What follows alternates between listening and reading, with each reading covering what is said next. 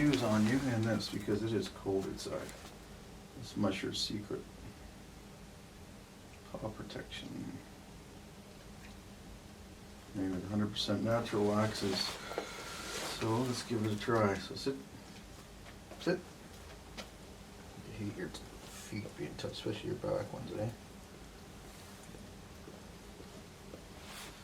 eh? I know there's quite a few outdoorsmen and people that live outside a lot that have dogs, especially sporting dogs, that think this is probably ridiculous what I'm doing for her all the time. Sit. Cali, sit. Especially the boots. And I swore I would never do anything like that, and I would never get things like life jackets for a dog, especially a swimming dog, a retriever.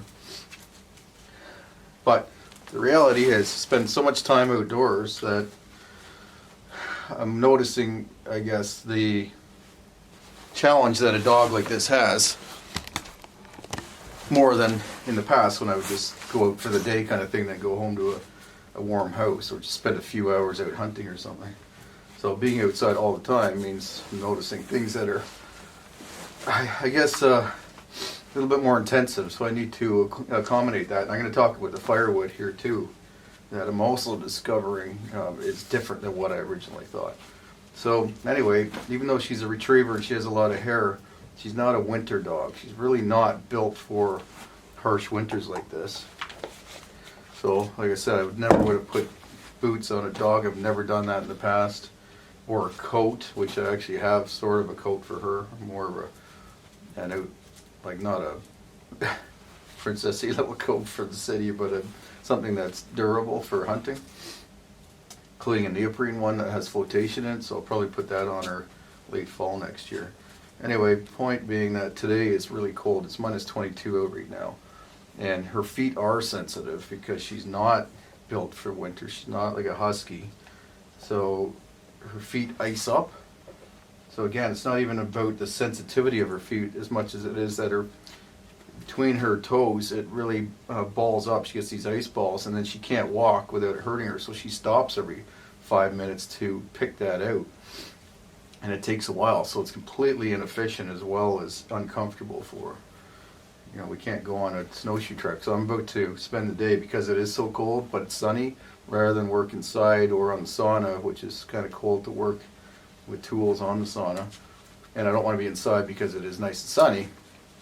We're going to go for a long snowshoe looking for chaga, firewood, and rabbits. Do some scouting.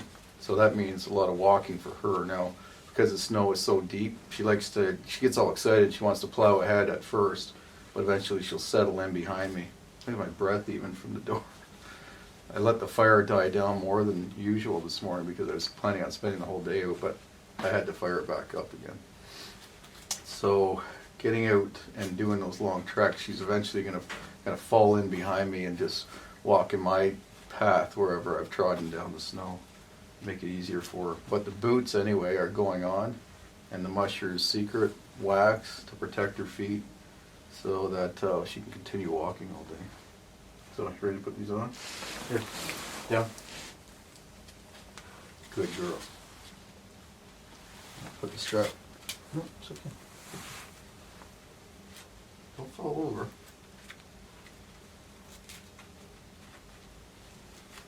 I'm not crazy about them. You know how they work. Good. There we go.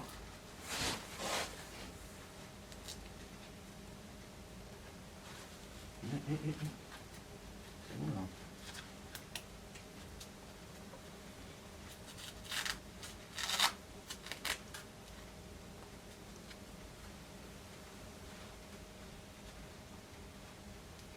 Get it over your decoy.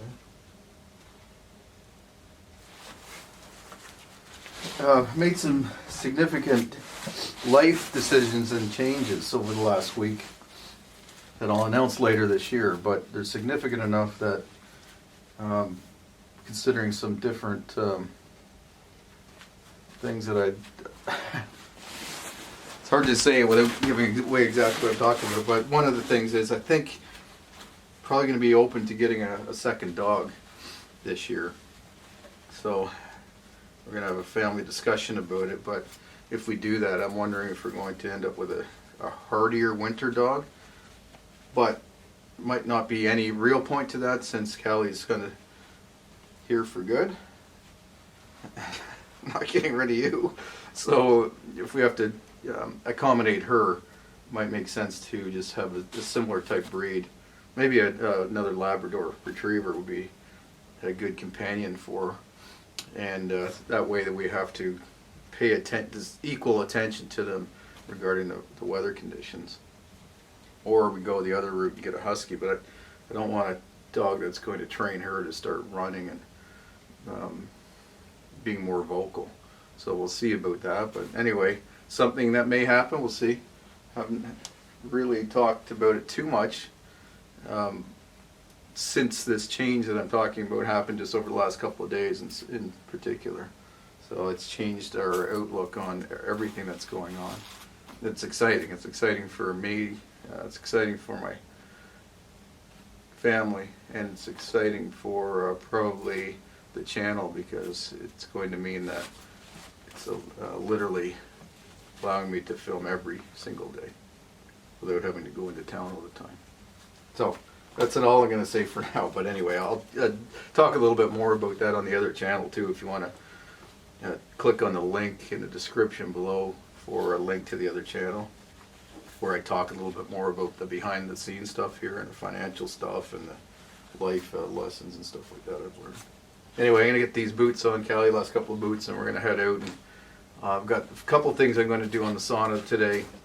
I have, like I said, we'll go for a long snowshoe. Because it's cold and sunny, it's a great day to split firewood as well. It'll really split easily.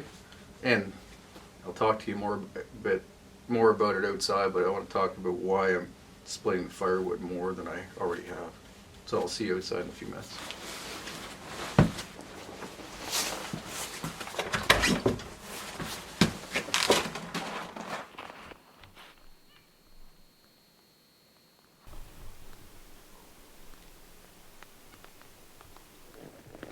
Trying to get in the sun here so you can actually see me.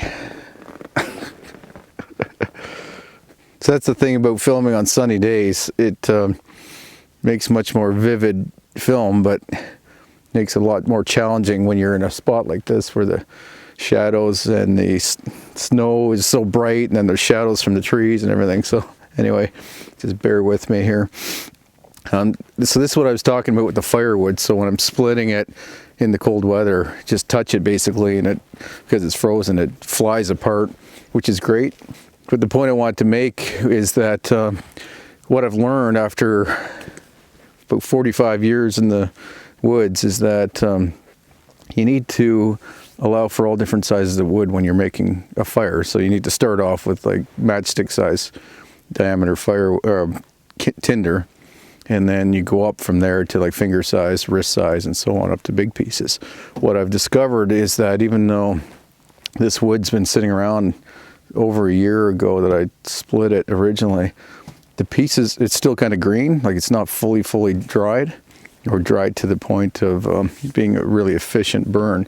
So if I throw it in the stove at that size, it burns for a long time, but doesn't burn very hot. So generally that's fine. It's a small cabin and I don't need huge fire in the wood stove all the time, but the problem is that if I'm trying to get it really hot to cook something, or if I want to heat the cabin up because I've been away even for a day, like today it's so cold that if I go out snowshoeing and hunting and stuff and come back to the cabin, it may be getting cold in there. So the only way I can get a really hot fire is if I cut the pieces down to that size. And when I do that, it burns faster, hotter, but I go through more wood, right? So I might put like 10 pieces that size into the fireplace, into the wood stove, instead of like 3 bigger pieces.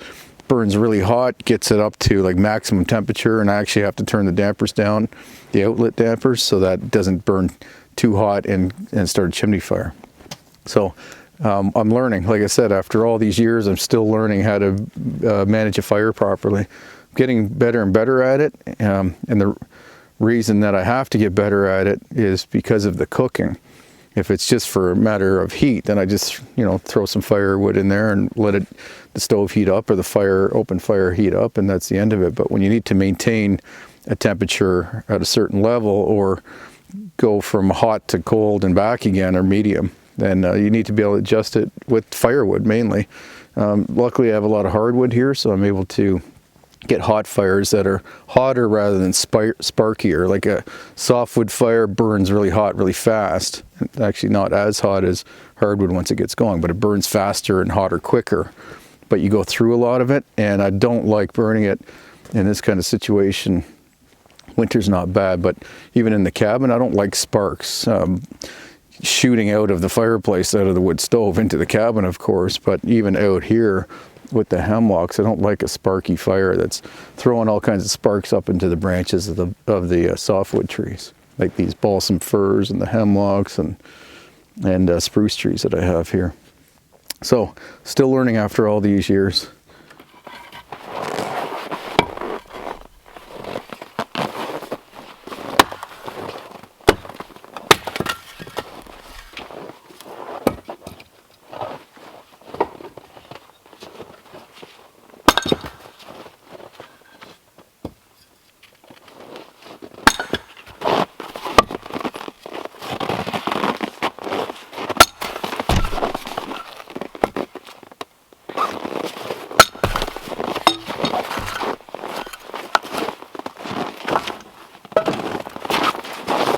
A lot of people suggested that I use a tire for splitting wood like this, and I have done that. My first house I heated mostly with wood. When my wife and I first got married, like 1996, we had a nice little like Viceroy home, all cedar, and I put a wood stove in it to heat because it was electric heat when we bought it.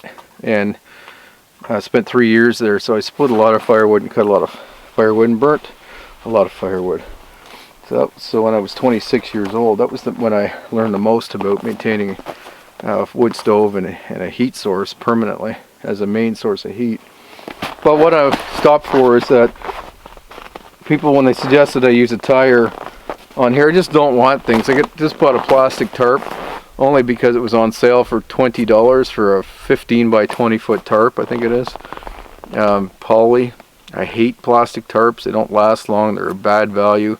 But the equivalent size was like $200 to get a canvas one, which I will do that. I just didn't want to invest in that right now for this use. I'm tarping off the sauna.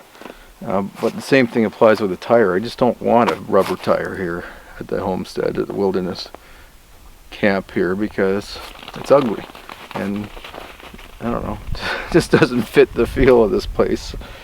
So the other part of that is I don't mind bending over and picking up the firewood. It keeps me in shape. I know it's not efficient, but what the heck else am I going to do to stay in shape? This is one of the things I do every day to keep me fit.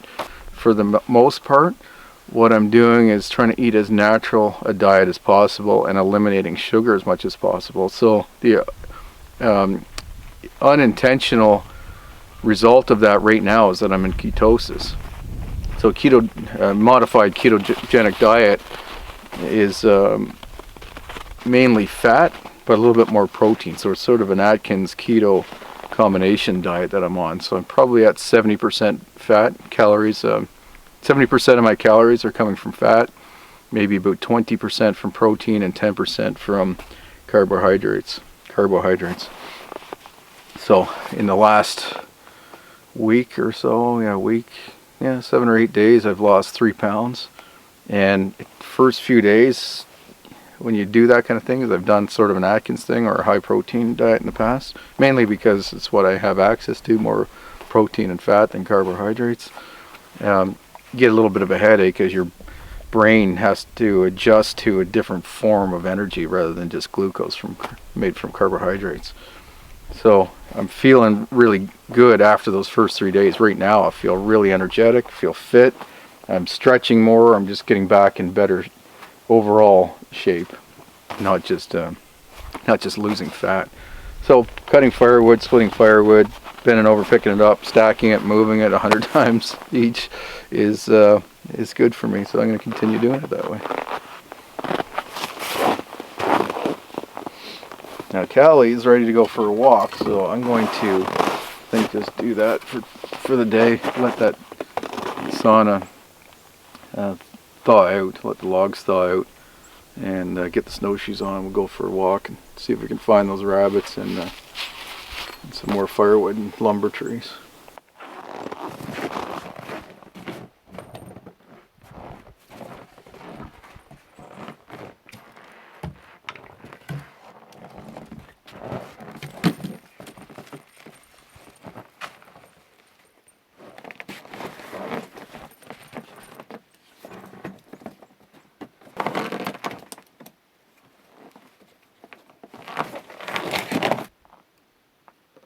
Ready to go for a walk?